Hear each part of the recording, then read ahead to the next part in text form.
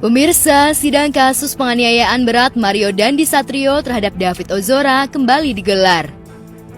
Sidang yang digelar di Pengadilan Negeri Jakarta Selatan tersebut beragendakan pembacaan tuntutan dari Jaksa Penuntut Umum. Jaksa menuntut agar Mario diberi hukuman 12 tahun penjara oleh hakim dalam kasus dugaan penganiayaan berat berencana terhadap David Ozora. Jaksa Penuntut Umum juga meminta Majelis Hakim Pengadilan Negeri Jakarta Selatan menyatakan Mario terbukti secara sah dan meyakinkan telah melakukan penganiayaan berat berencana terhadap David. Menyatakan terdakwa Mario Dandi Satrio alias Dandi telah terbukti secara sah dan meyakinkan bersalah melakukan tindak pidana turut serta melakukan penganiayaan berat dengan rencana terlebih dahulu, menjatuhkan pidana penjara oleh untuk kepada terdakwa Mario Dandi Satrio alias Dandi dengan pidana penjara selama 12 tahun.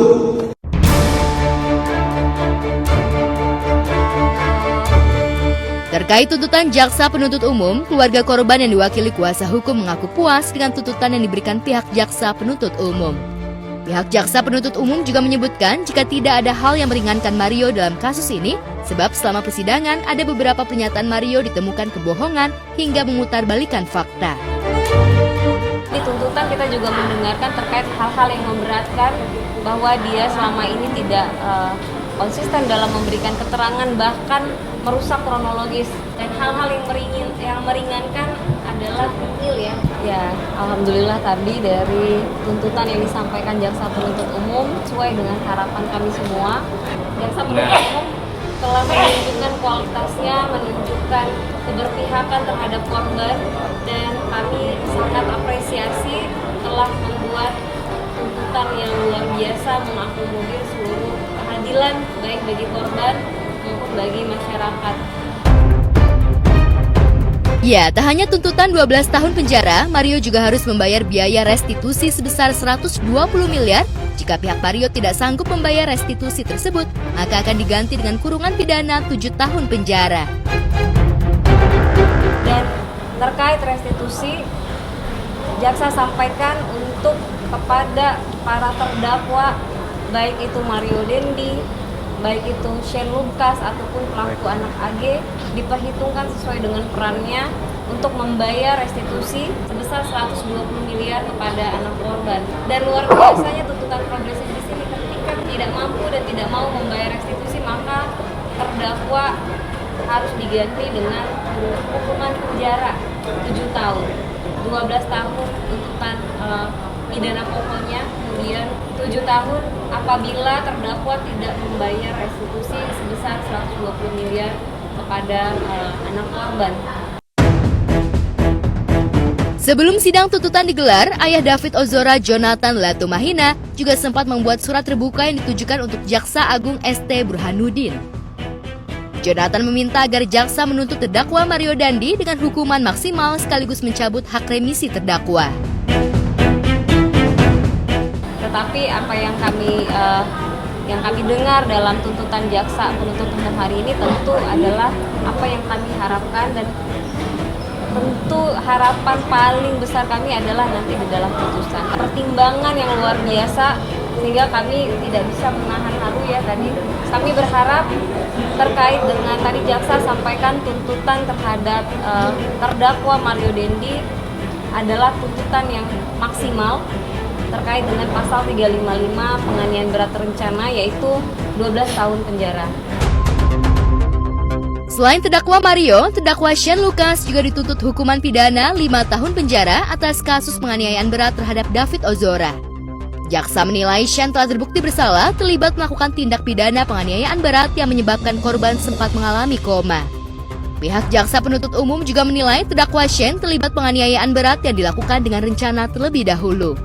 Dalam tuntutan jaksa juga turut memperhatikan hal yang memberatkan Shane yang turut serta dalam melakukan penganiayaan bersama Mario secara brutal dan sadis terhadap David.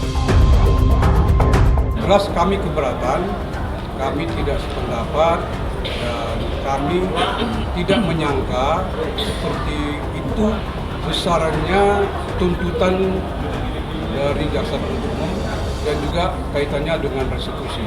Kita kan ikutin terus persidangan Jadi dari tuntutan itu tidak sesuai dengan hasil persidangan yang diutarakan saksi-saksi dan ahli.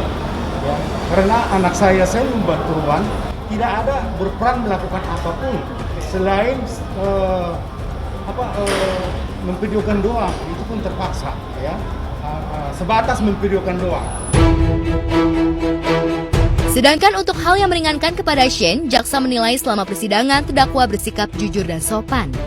Tak hanya Mario, Shane juga diminta untuk membayar biaya restitusi, namun apabila Shane tidak mampu membayar biaya restitusi, maka akan diganti dengan pidana penjara selama 6 bulan. Karena terus terang, tadi ada dalam kata-kata jaksa penuntut umum tadi, bahwa yang tidak mampu atau tidak mau. Terus terang, klien kami memang tidak mampu, bukan karena tidak mampu, jadi itu juga tidak tepat. Restitusi dibebankan kepada klien kami itu selama 6 bulan. Dari awal sudah terang, ya, saya sudah bilang bahwa itu tidak akan bisa saya bayar. Jadi restitusi kan dibebankan kepada Mario. Tadi saya melihat kepada Mario dan kawan-kawan. Ya, itu juga sesuai dengan perannya. Maka karena perannya itulah maka diberikan kompensasi pengganti restitusi itu 6 bulan. Karena setahu saya juga dalam putusannya si AG, dalam putusan si AG yang sudah saya baca, tidak ada putusannya seperti itu. Ini menjadi hal yang menarik.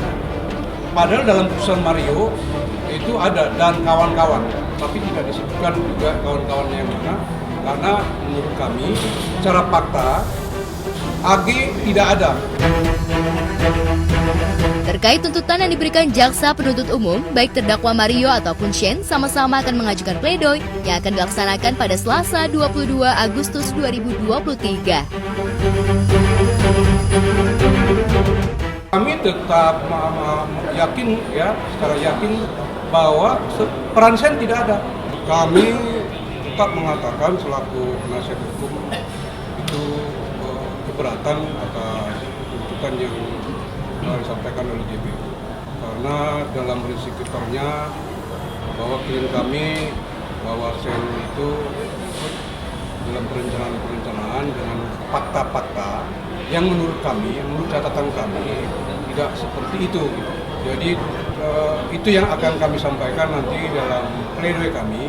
Shane ini fakta-fakta yang sudah di persidangan itu bisa menilai untuk putusan-putusan yang baik. Itu aja. Oh iya, jadi saya sebagai orang tua hanya menyemangati tetap berdoa. Kami berharap tuntutan hari ini akan menjadi langkah juga yang diambil oleh pengadilan, majelis hakim dalam menentukan dan memberikan vonis hukum, putusan yang berkeadilan bagi korban, yang memberikan kepastian hukum bahwa keadilan itu memang buat seluruhnya, kesejahteraan, keadilan, semuanya adalah untuk kepentingan korban. Dalam hal ini sama seperti yang disampaikan oleh jaksa, kami berharap hakim juga memberikan putusan yang progresif.